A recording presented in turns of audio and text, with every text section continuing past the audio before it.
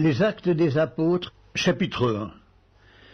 Théophile, j'ai parlé dans mon premier livre de tout ce que Jésus a commencé de faire et d'enseigner dès le commencement, jusqu'au jour où il fut enlevé au ciel, après avoir donné ses ordres par le Saint-Esprit aux apôtres qu'il avait choisis.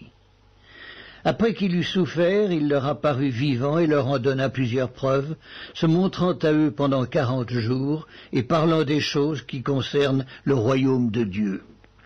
Comme il se trouvait avec eux, il leur recommanda de ne pas s'éloigner de Jérusalem, mais d'attendre ce que le Père avait promis, ce que je vous ai annoncé, leur dit-il. Car Jean a baptisé d'eau, mais vous, dans peu de jours, vous serez baptisés du Saint-Esprit. Alors les apôtres réunis lui demandèrent, « Seigneur, est-ce en ce temps que tu rétabliras le royaume d'Israël ?»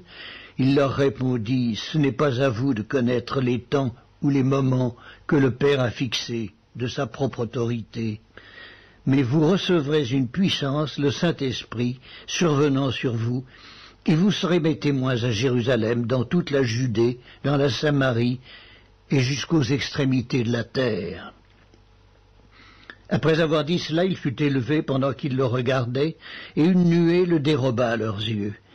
Et comme ils avaient les regards fixés vers le ciel pendant qu'ils s'en allaient, voici, 2 hommes vêtus de blanc leur apparurent et dirent, « Hommes galiléens, pourquoi vous arrêtez-vous à regarder au ciel?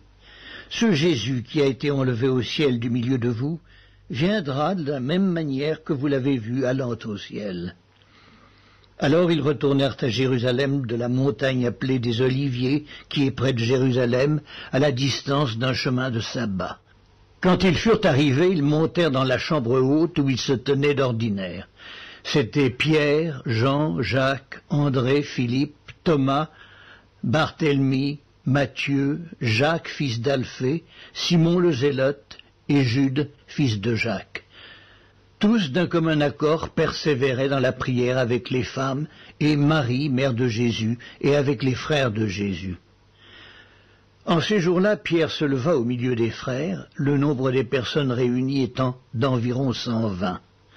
Et il dit, « Hommes frères, il fallait que s'accomplisse ce que le Saint-Esprit dans l'Écriture a annoncé d'avance par la bouche de David au sujet de Judas, qui a été le guide de ceux qui ont saisi Jésus.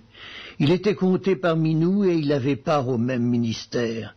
Cet homme ayant acquis un champ avec le salaire du crime est tombé, s'est rompu par le milieu du corps et toutes ses entrailles se sont répandues.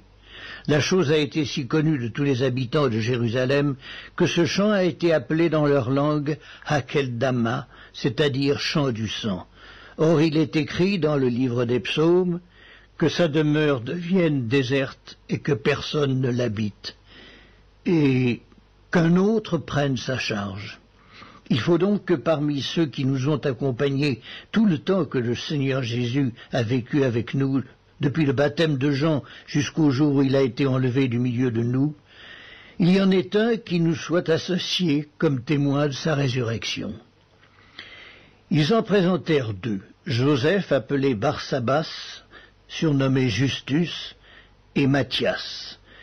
Puis ils firent cette prière, « Seigneur, toi qui connais les cœurs de tous, désigne lequel de ces 2 tu as choisi, afin qu'il ait part à ce ministère et à cet apostolat que Judas a abandonné pour aller en son lieu. » Ils tirèrent au sort, et le sort tomba sur Matthias, qui fut associé aux 11 apôtres.